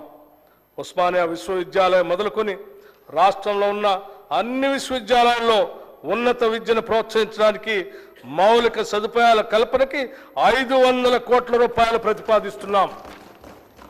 విద్యారంగానికి ఈ బడ్జెట్లో 21,389 కోట్ల రూపాయలు ప్రతిపాదిస్తున్నాం. ప్రజల ఆరోగ్య భద్రతకు అత్యంత ప్రాధాన్యత కల్పిస్తున్నాం. గతంలో కాంగ్రెస్ ప్రభుత్వం రాజీవ్ ఆరోగ్యశ్రీ అనే గొప్ప పథకాన్ని ప్రారంభించింది. ఈ పథకాన్ని పెరిగిన వైద్య ఖర్చులకు అనుగుణంగా ప్రస్తుత అవసరాలు తగ్గట్టుగా మరింత విస్తృతపరిచి 10 లక్షల రూపాయల వరకు ఉచిత వైద్యం పొందేలాగా ఇప్పటికే ప్రారంభించాం. మా ప్రభుత్వం అసంపూర్తిగా ఉన్న సూపర్ స్పెషాలిటీ మరియు ఇతర ఆసుపత్రులు, మెడికల్ కాలేజీలు, నర్సింగ్ కాలేజీల నిర్మాణానికి కావలసిన నిధుల్ని మంజూరు చేసి వాటిని త్వరలోనే పూర్తి చేస్తుంది. హైదరాబాదులో వైద్య సేవలు విస్తృతపరిచేందుకు వీలుగా నిమ్స్ వైద్యశాల విస్తరణను పూర్తి చేసేందుకు తగిన నిధులు కేటాయిస్తాం. పాత బస్తీల్లోని చారిత్రాత్మక ఉస్మానియా ఆసుపత్రి నూతన భవన నిర్మాణాన్ని త్వరలోనే ప్రారంభిస్తాం. ప్రకటనలకే పరిమితి అయిన వైద్య రంగంలోని సిబ్బంది నియామకాలను తగిన కాల పరిమితితో పూర్తి చేస్తాం. మా ప్రభుత్వం ఏర్పడిన వెంటనే 6,956 నర్సింగ్ ఆఫీసుల నియామకాల ప్రక్రియను పూర్తి చేసి వారికి నియామక పత్రాలని అందజేయటం జరిగింది. ప్రభుత్వ వైద్యశాలలను మరింత పటిష్టపరిచి విద్యా నిర్వహణకు కావలసిన నిధుల్ని మంజూరు చేస్తాం. నూతన వైద్య కళాశాలను అవసరమైన సిబ్బందిని మరియు వనరుల్ని సమకూరుస్తాం. వైద్య రంగానికి ఈ బడ్జెట్లో 11,500 కోట్ల రూపాయలు ప్రతిపాదిస్తున్నాం. యువజన సంక్షేమం యువకుల్ని రెచ్చగొట్టడం కాదు, హక్కున చేర్చుకుంటాం. వారికి ఆసరాగా ఉంటాం, ఆదుకుంటాం. స్వేచ్ఛాయుత తెలంగాణలో ఆత్మగౌరవంతో బతికే ఏర్పాట్లు చేస్తాం. యువతే దేశానికి భవిష్యత్ అంటూ కూనిరాగాలు తీయటం కాదు, చిత్తశుద్ధితో వారికి మెరుగైన జీవితానికి బాటలు వేస్తాం. ఇది మా వాగ్దానం మాత్రమే కాదు, ఇది మా విధానం. గత ప్రభుత్వం చేసిన పనులతో యువతలో ఆత్మస్థైర్యం దెబ్బతిన్నది. వారు భవిష్యత్తుపై ఆశను కోల్పోయారు. వారి భవిష్యత్తుకు మేము గ్యారంటీ ఇచ్చాం. అందుకే రాష్ట్రంలోని యువత మొత్తం మా వెనక నిలిచింది, మమ్మల్ని గెలిపించింది. ఈ నిజం మాకు తెలుసు కాబట్టి బాధ్యతగా ఉంటాం. చెప్పిన మాట ప్రకారం ఉద్యోగ నియామకాల విషయంలో జాబ్ క్యాలెండర్ తయారు చేసే ప్రక్రియని ప్రారంభించాం. మెగా డిఎస్సి నిర్వహించబోతున్నాం. దాదాపు 15,000 మంది కానిస్టేబుల్ల రిక్రూట్మెంట్ అతి త్వరలో పూర్తి చేసి నియామక పత్రాలు ఇవ్వబోతున్నాం. ఇప్పటికే నోటిఫికేషన్లో చేర్చినవి కాకుండా అదనంగా 64 గ్రూప్ 1 ఉద్యోగాల భర్తీకి ఉత్తర్వులు జారీ చేయటం జరిగింది. 10 సంవత్సరాలు పాలించిన గత బీఆర్ఎస్ ప్రభుత్వం ఒక్క గ్రూప్ 1 ఉద్యోగం కూడా నియామకం చేయకుండా నిరుద్యోగుల జీవితాలతో చెలగాటమాడింది. తెలంగాణ పబ్లిక్ సర్వీస్ కమిషన్ సరైన దారిలో నిరుద్యోగ యువత ఆకాంక్షలు నెరవేర్చే విధంగా పనిచేయటానికి ప్రక్షాళన చేయటం జరిగింది. టీఎస్పీఎస్సీ తన కర్తవ్యాన్ని నిర్వహించడానికి అవసరమైన 40 కోట్ల రూపాయలు ఆర్థిక వనరుల్ని, అదనపు సిబ్బందిని ఇప్పటికే మంజూరు చేశాం. కార్మిక సంక్షేమం. తెలంగాణ రాష్ట్రంలోని కార్మికుల సంక్షేమానికి ప్రభుత్వం ప్రాధాన్యతనిస్తుంది. సంఘటిత కార్మికులకి, అసంఘటిత కార్మికులకి అందించే సాయాన్ని మరింత పకడ్బందీగా అందుబాటులో ఉంచుతాం. నిబంధనలు సరళీకరించడం ద్వారా ఎక్కువ మంది లాభం చేకూరే విధంగా చర్యలు తీసుకుంటున్నాం. మా ప్రభుత్వం గిగ్ వర్కర్ల సంక్షేమానికి కూడా పునాదులు వేసింది. గిగ్ వర్కర్ అంటే ఒక తాత్కాలిక ఉద్యోగం లాంటి వాడు. సాంప్రదాయ ఉద్యోగుల వలె కాకుండా గిగ్ ఎకానమీ కార్మికులకి పూర్తి సమయ ఉద్యోగికి ఉండే భద్రత, ప్రోత్సాహకాలు మరియు ఉద్యోగ ప్రయోజనాలు ఉండవు. వారికి ఏదైనా ప్రమాదం సంభవించి ప్రాణాలు కోల్పోతే వారి కుటుంబం మొత్తం రోడ్డున పడుతుంది. అందుకే మా ప్రభుత్వం ప్రమాదవశాత్తు మరణించిన వారికి ఈ సామాజిక భద్రతా స్కీమ్ కింద 5 లక్షల రూపాయల ప్రమాద బీమా పథకాన్ని వర్తింపజేస్తూ డిసెంబర్ 30, 2023 ఉత్తర్వులు జారీ చేశాం. చేనేత.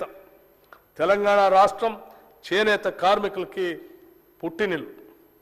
తెలంగాణకు గర్వకారణంగా ఉన్న చేనేత పరిశ్రమను ప్రోత్సహించడం అంటే తల్లి తెలంగాణ ముద్దు బిడ్డల్ని గౌరవించుకోవటమే.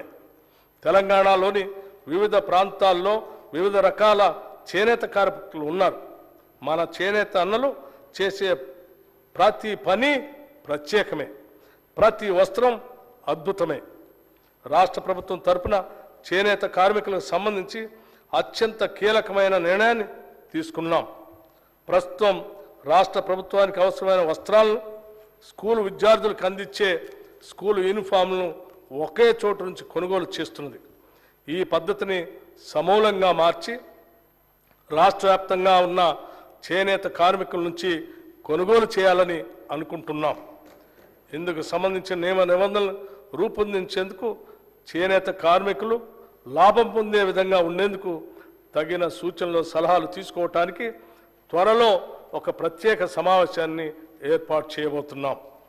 చేనేత కార్మికులు ఈ సమావేశంలో అందించే అతి విలువైన సలహాల్ని మా ప్రభుత్వం వినమ్రంగా స్వీకరిస్తుంది, వాటిని చిత్తశుద్ధితో అమలు చేస్తుంది. అగ్గిపెట్టెలో పట్టే చీర నేసిన తెలంగాణ అద్భుత చేనేత కళా వైభవాన్ని తిరిగి ప్రపంచం ముందు ఉంచుతాం. విద్యుత్ రంగం. రైతులకు ఉచిత విద్యుత్ ఇవ్వటం అనేది కాంగ్రెస్ పార్టీ అధికారంలో ఉన్నప్పుడు ప్రారంభించిన విధానం. కాంగ్రెస్ ప్రభుత్వ హయాంలో రైతులు ఈ ఉచిత విద్యుత్ పథకంతో ఎంతో ఆనందంగా ఉండేవారు. తెలంగాణ రాష్ట్రంలో అప్పటి వరకు కొనసాగిన రైతు ఆత్మహత్యలు ఆగిపోవటానికి ఆనాటి కాంగ్రెస్ ప్రభుత్వం విద్యుత్ విషయంలో అనుసరించిన వ్యూహాత్మక విధానాలే అనే విషయం మేము ఈ సందర్భంగా గుర్తు చేస్తున్నాం. రాష్ట్రంలోని రైతులకి 24 గంటలు నాణ్యమైన విద్యుత్తును అందించడానికి మా ప్రభుత్వం కట్టుబడి ఉంది. రాష్ట్రంలోని అర్హులైన కుటుంబాలకి గృహజ్యోతి పథకం కింద 200 యూనిట్ల విద్యుత్తుని ఉచితంగా అందించేందుకు ఇప్పటికే మంత్రివర్గ నిర్ణయం జరిగింది. దానిని అమలు చేసే సత్వర చర్యలు చేపడుతున్నాం. ఈ పథకానికి బడ్జెట్లో 2,418 కోట్ల రూపాయలు ప్రతిపాదిస్తున్నాం. రాష్ట్రంలో ట్రాన్స్కో మరియు డిస్కమ్లకి ఈ బడ్జెట్లో 16,000 825 కోట్ల రూపాయలు ప్రతిపాదిస్తున్నాం. అడవులు మరియు పర్యావరణం. తెలంగాణ రాష్ట్రంలో పర్యావరణ పరిరక్షణకు ప్రభుత్వం విశేష ప్రాధాన్యతనిస్తుంది. సింగిల్ యూజ్ ప్లాస్టిక్ వాడకాన్ని పూర్తిగా నియంత్రించడానికి ప్రజల సహకారంతో అమలు చేసేందుకు రాష్ట్ర ప్రభుత్వం కృతనిశ్చయంతో ఉంది. ఈ సంవత్సరంలో ప్రభుత్వం బయోడైవర్సిటీ మేనేజ్మెంట్ కమిటీల్ని పటిష్టపరచడం, పర్యావరణ అవగాహన మరియు శిక్షణా కార్యక్రమాలని చేపట్టబోతున్నాం. అంతేకాకుండా తెలంగాణ మత్స్య సంపద వైవిధ్యం, వెదురు పంటల సంరక్షణ మరియు పునర్జీవం, చిత్తడి నేలల సంరక్షణకి సంబంధించిన కార్యక్రమాలు చేయబోతున్నాం. రాష్ట్రంలో అవసరమైన వారందరికీ డబల్ బెడ్రూమ్ ఇళ్లను నిర్మించి ఇస్తామని గత ప్రభుత్వం చేసిన వాగ్దానాన్ని గాలికి వదిలేసింది. గత ప్రభుత్వం చెప్పిన విషయాలు విని తెలంగాణ రాష్ట్ర ప్రజలు డబల్ బెడ్రూమ్ ఇళ్లపై ఎన్నో ఆశలు పెట్టుకున్నారు. ప్రజల అవసరాలని, ఆశల్ని గత ప్రభుత్వం వారి రాజకీయ అవసరాలకు మాత్రమే వాడుకుంది. కానీ మా ప్రభుత్వం 6 గ్యారంటీల్లో భాగంగా ఇందిరమ్మ ఇళ్ల పథకం కింద ఇల్లు లేని వారికి ఇంటి స్థలం, స్థలం ఉన్న వారికి ఇంటి నిర్మాణానికి 5 లక్షల సాయం అందించడానికి అవసరమైన కార్యాచరణ మొదలు పెడుతున్నది. ప్రధానమంత్రి ఆవాస్ యోజన పథకం కింద పొందగలిగిన నిధుల్ని గత ప్రభుత్వం వినియోగించుకోలేకపోయింది. అందుకోసమే ఇప్పుడు కేంద్రం నుంచి అత్యధిక నిధులు రాబట్టి వాటిని తెలంగాణ ప్రజలకు మరింత ఎక్కువ లబ్ధి చేకూర్చేలా వినియోగిస్తాం. ఈ సంవత్సరం ఇందిరమ్మ ఇళ్ల పథకం కింద ప్రతి నియోజకవర్గానికి 3500 ఇళ్ల చొప్పున మంజూరు చేస్తామని తెలియజేయడానికి సంతోషిస్తున్నాం. ఈ పథకానికి బడ్జెట్లో 7,740 కోట్ల రూపాయలు ప్రతిపాదిస్తున్నాం.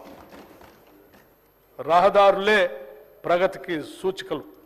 అందుకోసమే ప్రతి మండల కేంద్రం నుంచి జిల్లా కేంద్రానికి డబల్ లైన్ కనెక్టివిటీని అభివృద్ధి పరిచేందుకు రాష్ట్ర ప్రభుత్వం కృతనిశ్చయంతో ఉంది.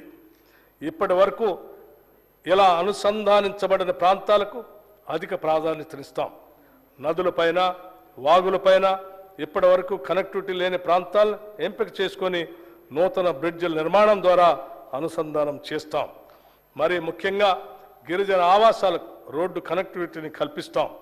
గ్రామీణ ప్రాంతాల్లోని రోడ్లను మరింత మెరుగు తీర్చిదిద్దడం ద్వారా గ్రామీణ ఆర్థిక వ్యవస్థని కొత్త రూపు తీసుకురావాలని ప్రయత్నిస్తున్నాం.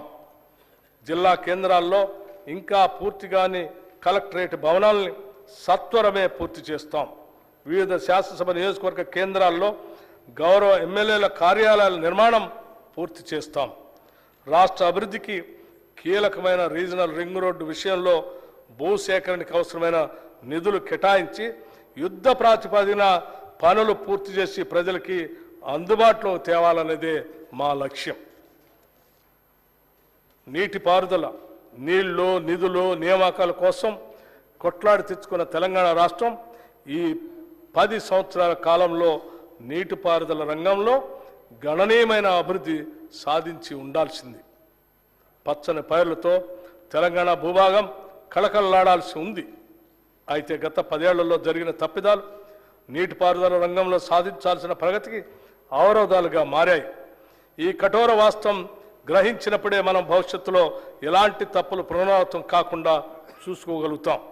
అందుకే ఈ విషయాల్ని మొహమాటం లేకుండా ప్రస్తావిస్తున్నాం.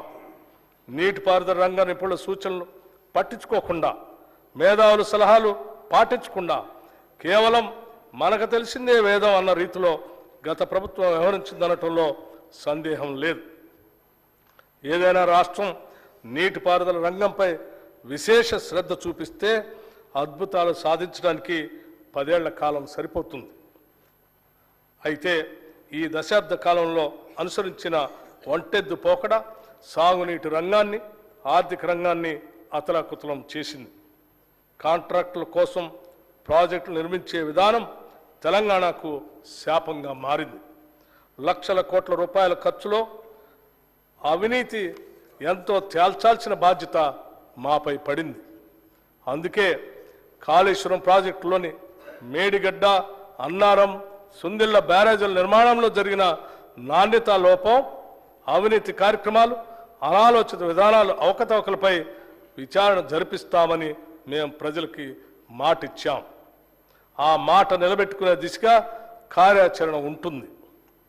కృష్ణా మరియు గోదావరి జలాల్లో తెలంగాణకు న్యాయంగా రావాల్సిన నీటి కేటాయింపుల కోసం ఎక్కడా కూడా రాజీ పడకుండా పోరాటం చేసి తెలంగాణ రైతుల ప్రయోజనాలను కాపాడటానికి ఎంత దూరమైనా వెళ్ళటానికి సిద్ధంగా ఉన్నాం. గత కాంగ్రెస్ ప్రభుత్వం ప్రారంభించిన డాక్టర్ బిఆర్ అంబేద్కర్ ప్రాణహిత చేవెళ్లను పూర్తి చేసి ఎగువ ప్రాంతాలైన ఆదిలాబాద్ మరియు ఇతర జిల్లాలకి సాగునీరు ఇవ్వాలన్నది మా ప్రభుత్వ లక్ష్యం. ప్రస్తుతం నిర్మాణంలో ఉన్న నీటిపారుదల ప్రాజెక్టులో తక్కువ ఖర్చుతో తొందరగా పూర్తి చేయగలిగే ఎక్కువ ఆయకట్టుకు నీరు అందించే వాటిని సత్వరమే పూర్తి చేయాలనేది ప్రభుత్వ ఆలోచన. వాటిలో AMR Srisailam left bank canal, Mahatma Gandhi Kalwakurthy lift irrigation scheme, Jawahar Nettempadu lift irrigation scheme, Rajiv Bhima lift irrigation scheme, Koil Sagar lift irrigation scheme, SRSP Indiramma వరద నీటి కాల్వ, JR Chokkarao Devadula lift irrigation scheme, Komaram Bheem, చిన్న కాళేశ్వరం లాంటి చూరాల కొడంగల్ లిఫ్ట్ ఇరిగేషన్ సంబంధించి లాంటి అనేక ఉన్నాయి. ఈ బడ్జెట్లో నీటిపారుదల శాఖకి 28,024 కోట్ల రూపాయలు ప్రతిపాదిస్తున్నాం. పవిత్ర పుణ్యక్షేత్రాలైన వేములవాడ, భద్రాచలం, బాసరా, జమలాపురం, చిన్న తిరుపతి, ధర్మపురిలను మరింత ఆకర్షణీయంగా భక్తులకు సౌకర్యవంతంగా తీర్చిదిద్దేందుకు చర్యలు తీసుకుంటున్నాం. అందుకు అవసరమైన కార్యాచరణ త్వరలో ప్రారంభం కాబోతున్నదని తెలియజేయడానికి సంతోషిస్తున్నాం. ప్రముఖ పుణ్యక్షేత్రాలను అనుసంధానం చేస్తూ టూరిజం సర్క్యూట్లను ఏర్పాటు చేసేందుకు కూడా సత్వర చర్యలు తీసుకుంటాం. దేవాదాయ ధర్మాదాయ శాఖ చెందిన వేలాది ఎకరాల అన్యాక్రాంత భూములను గుర్తించి వాటిని పరీక్షించేందుకు ప్రత్యేక చర్యలు తీసుకుంటాం. మన గిరిజనుల పెద్ద పండుగైన మేడారం జాతర ఘనంగా నిర్వహించబోతున్నాం. దేశంలోనే అతిపెద్ద అడవి బిడ్డల జాతరలో సమ్మక్క సారలమ్మ తల్లులను దర్శించుకోవడానికి సుదూర ప్రాంతాల నుండి వచ్చే జనం కోసం అన్ని సౌకర్యాలని కల్పించాం. 110 కోట్ల రూపాయల నిధులను కూడా విడుదల చేశాం. భక్తులు సులభంగా బంగారం మొక్కులు చెల్లించుకునేందుకు వీలుగా ఆన్లైన్ పోర్టల్ కూడా ప్రారంభించాం. తెలంగాణ రాష్ట్రానికి ఎనలేని వారసత్వ సంపద ఉన్నది. మనం చేయాల్సిందల్లా వాటిని కాపాడి భావితరాలకి అందించటమే. పర్యావరణ సమతుల్యాన్ని కాపాడే అడవులు, నిత్యం పారే సెలయేళ్లు, ఆకాశం నుంచి దుమికే ఎత్తిపోతలు, చరిత్రకు సాక్ష్యాలుగా కోటలు, భక్తి పారవశ్యాన్ని పెంచే దేవాలయం, కొలన్పాక్ జైన మందిరం, నాగార్జున సాగర్, నేలకొండపల్లి బౌద్ధ స్తూపాలు ఒక్కటేమిటి, తెలంగాణ తల్లి ఒడిలో ఇలాంటి అపురూప చిత్రాలు ఎన్నో. అలాంటి ప్రదేశాలని పర్యాటక ప్రాంతాలుగా రూపుదిద్దితే భావితరాలు కూడా వాటిని కాపాడుకుంటాయి. ఇంతటి ఘనమైన ఆశయంతో రాష్ట్రంలో పర్యాటక రంగాన్ని ప్రోత్సహించేందుకు నూతన విధానాన్ని రూపొందించుకు చర్యలు తీసుకుంటున్నాం. పర్యాటక ప్రాంతాలుగా వీటిని గుర్తించి అభివృద్ధి పరుచుకుంటే లక్షలాది మందికి ఉపాధి దొరుకుతుంది. పర్యాటకుల్ని ఎక్కువగా ఆకర్షించడం ద్వారా ఆదాయం వనగూరుతుంది. ఇన్ని లాభాలున్న పర్యాటక రంగం ఇక పరుగులు పెట్టే విధంగా చర్యలు తీసుకుంటాం. రాష్ట్ర దేవాదాయ ధర్మాదాయ శాఖ సహకారంతో టెంపుల్ టూరిజం విధానాన్ని తీసుకొస్తాం. ఈ విధంగా రాష్ట్రంలో ఉన్న ప్రముఖ దేవాలయాలకి యాత్రికులు అధిక సంఖ్యలో వచ్చే విధంగా సౌకర్యాలు విస్తరిస్తాం. రాష్ట్రంలో వృధాగా ఉన్న పర్యాటక శాఖ ఆస్తుల్ని లాభసాటిగా మార్చేందుకు సత్వర చర్యలు తీసుకోవాలని కూడా నిర్ణయించాం. అనువైన అటవీ ప్రాంతాలను ఎంపిక చేసుకొని పర్యావరణ రహితంగా ఉండేలాగా వాటిని పర్యాటక స్థలాలుగా తీర్చిదిద్దుతాం. వాటిని ఐటీ ఇండస్ట్రీతో అనుసంధానం చేస్తాం. ప్రపంచ వారసత్వ సంపదగా గుర్తింపు పొందిన రామప్ప దేవాలయాన్ని పర్యాటకంగా మరింత అభివృద్ధి పరిచేందుకు చర్యలు తీసుకుంటున్నాం. ములుగు జిల్లాలో రామప్ప దేవాలయం పరిసరాల్లోని శిథిల దేవాలయాల్ని పునరుద్ధరించేందుకు కార్యాచరణ రూపొందించాం. ఈ కార్యక్రమాన్ని పూర్తి చేయడం ద్వారా రామప్ప దేవాలయం యొక్క విశిష్టత మరింత పెరుగుతుంది. ప్రభుత్వం ఇప్పటికే ప్రకటించిన విధంగా ఇక నుంచి నంది అవార్డుని గద్దర్ అవార్డు పేరుతో చిత్ర మరియు టీవీ కళాకారులకి అందజేయబోతున్నాం. ప్రజా యుద్ధ నౌక గద్దర్ అన్నకు ఇది మేమిచ్చే నివాళి. గద్దర్ అన్నను గౌరవించుకోవటం అంటే తెలంగాణ సంస్కృతిని ప్రగతిశీల భావజాలంతో సమాజాన్ని చైతన్యపరిచే ప్రజా కవుల్ని ప్రజా గాయకుల్ని గౌరవించుకోవటమే. అందుకే ఇక నుంచి గద్దర్ అవార్డులు తెలంగాణ కళాకారుల కీర్తి పతాకను ప్రపంచానికి చాటి చెప్తాయి. రాష్ట్రంలోని వివిధ అసెంబ్లీ నియోజకవర్గాల పరిధిలో సత్వర అభివృద్ధి సాధించేందుకు ప్రజా అవసరాలను గుర్తించి ఎమ్మెల్యేలు ఎమ్మెల్సీలు సంబంధిత మంత్రులు తగిన చర్యలు తీసుకోవడానికి వీలుగా అవసరం మేరకు నిధులు అందుబాటులో ఉంచుతున్నాం. నియోజకవర్గ అభివృద్ధి కార్యక్రమం కింద గత ప్రభుత్వం నిధులు కేటాయించడమే కానీ అవసరం మేరకు విడుదల చేయలేదు. ఇక నుంచి ఆ పరిస్థితి లేకుండా ప్రభుత్వం చర్యలు తీసుకుంటుంది. రాష్ట్రంలో శాంతి భద్రతలను పరిరక్షించడం మా ప్రభుత్వ ప్రథమ కర్తవ్యం. శాంతి భద్రతలు అదుపులో ఉంటే ప్రజలకు సంక్షేమ కార్యక్రమాలను నిరాటంకంగా అందించే అవకాశం ఉంటుంది. గత 5 సంవత్సరాలుగా రాష్ట్రంలో మాదక ద్రవ్యాల వినియోగం ఎక్కువైంది. ఎంతోమంది యువతీ యువకులు మాదక ద్రవ్యాలకు బానిసలుగా మారుతున్నారు. ఇది ఏమాత్రం ఉపేక్షించే అంశం కాదు. అందుకే రాష్ట్రంలో మాదక ద్రవ్యాల అక్రమ రవాణాపై ఉక్కుపాదం మోపుతున్నాం. రాష్ట్రంలో గత నెల రోజులుగా మన పోలీసులు ఆబ్కారీ అధికారులు దాడుల్లో పెద్ద మొత్తంలో పట్టుకున్న గంజాయి మరియు ఇతర మాదక ద్రవ్యాలే మా కార్యాచరణకు నిదర్శనం. మాదక ద్రవ్యాల నిరోధక బృందాలకు అవసరమైన నిధుల్ని సిబ్బందిని ఇప్పటికే కేటాయించాం. తెలంగాణ రాష్ట్రంలో మాదక ద్రవ్యాల వినియోగం అనే మాటే ఉత్పన్నం కాకూడదు. ప్రజల్లో అవగాహన పెంచి మాదక ద్రవ్యాల మహమ్మారి బారిన పడకుండా తెలంగాణ యువతని కాపాడుతాం. ఈ నెల 4వ తేదీన జరిగిన రాష్ట్ర మంత్రివర్గ సమావేశంలో హుక్కా బార్లను కూడా నిషేధించాం. తద్వారా తెలంగాణ భవిష్యత్తును కాపాడుతామని మీ అందరికీ తెలియజేస్తున్నాం. ఎంతో కాలం పెండింగ్లో ఉన్న నూతన హైకోర్టు సముదాయానికి 100 ఎకరాల స్థలాన్ని కేటాయించడమైనది. న్యాయ వ్యవస్థ పటిష్టతకు మేము తీసుకుంటున్న ఈ చర్యతో దేశం మొత్తం తెలంగాణ వైపు చూస్తుందనటంలో సందేహం లేదు.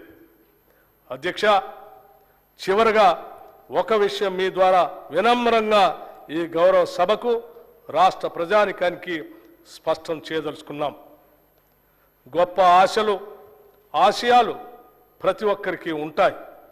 కానీ వాటిని నెరవేర్చుకునే ధైర్యం, కష్టపడే తత్వం మరియు నైతిక విలువలతో కూడిన నిబద్ధత ఉన్నప్పుడే ఈ ఆశయాలు సాకారం అవుతాయి. ఇవన్నీ కూడా మా ప్రభుత్వానికి ఉన్నాయి.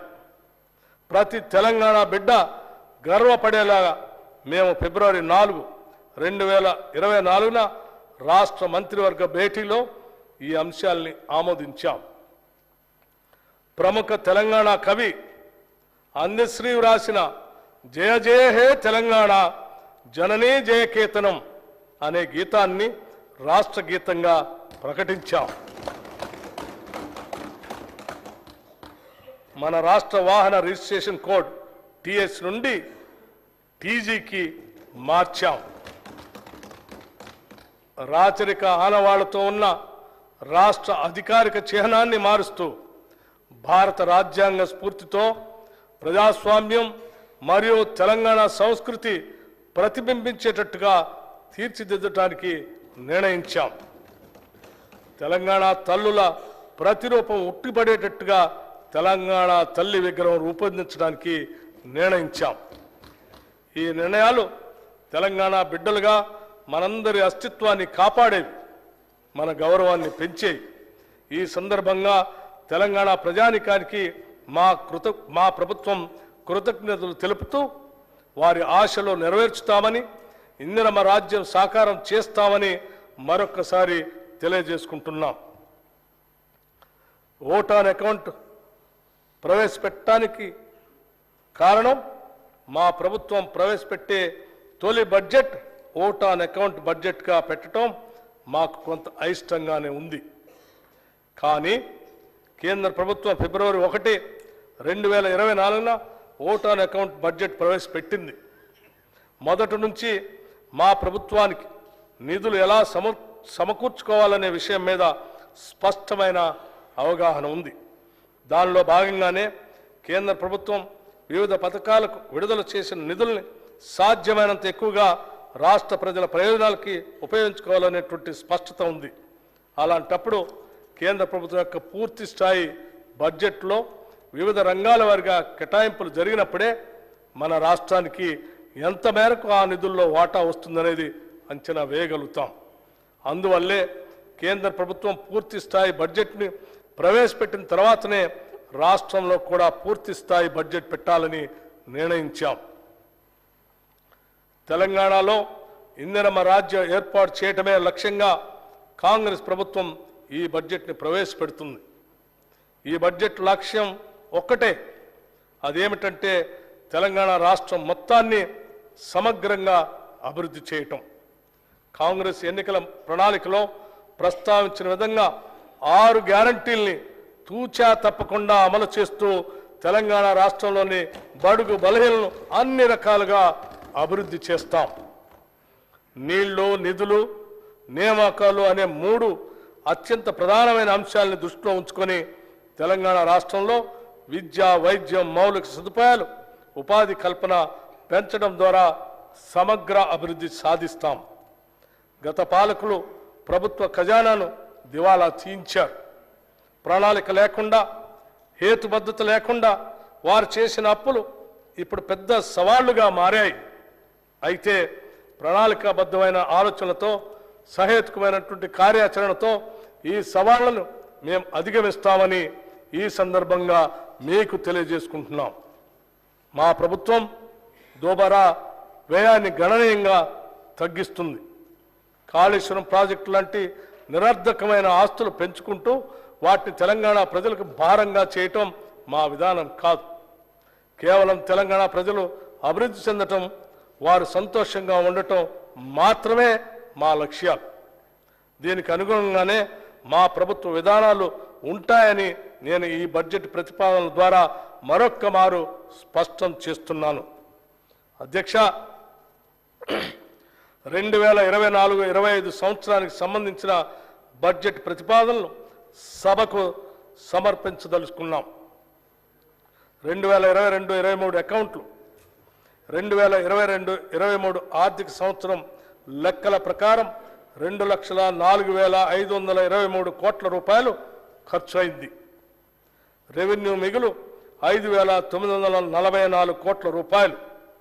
ద్రవ్య లోటు 32,557 కోట్ల రూపాయలు. 2023-24 సవరించిన అంచనాల ప్రకారం 2023-24 సంవత్సరానికి చేసిన మొత్తం అంచనా వ్యయం 2,24,625 కోట్ల రూపాయలు. ఇందులో రెవెన్యూ వ్యయం 1,69,141 కోట్ల రూపాయలు కాగా మూలధన వ్యయం 24,178 కోట్ల రూపాయలు. సవరించిన అంచనాల ప్రకారం రెవెన్యూ ఖాతాలో మిగులు 9,031 కోట్ల రూపాయలు. ద్రవ్య లోటు 33,786 కోట్ల రూపాయలు. 2024-25 ఓట్ ఆన్ అకౌంట్ బడ్జెట్ అంచనాలు 2024-25 ఆర్థిక సంవత్సరానికి ఓట్ ఆన్ అకౌంట్ మొత్తం వ్యయం 2,75,891 కోట్ల రూపాయలు.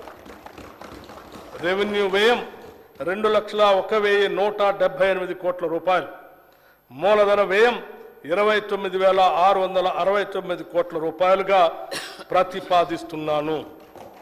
2024-25 సంవత్సరానికి ఓట్ ఆన్ అకౌంట్ బడ్జెట్ ప్రతిపాదనను సభా ఆమోదం కోసం ప్రవేశపెడుతున్నాను. జై తెలంగాణ, జై హింద్.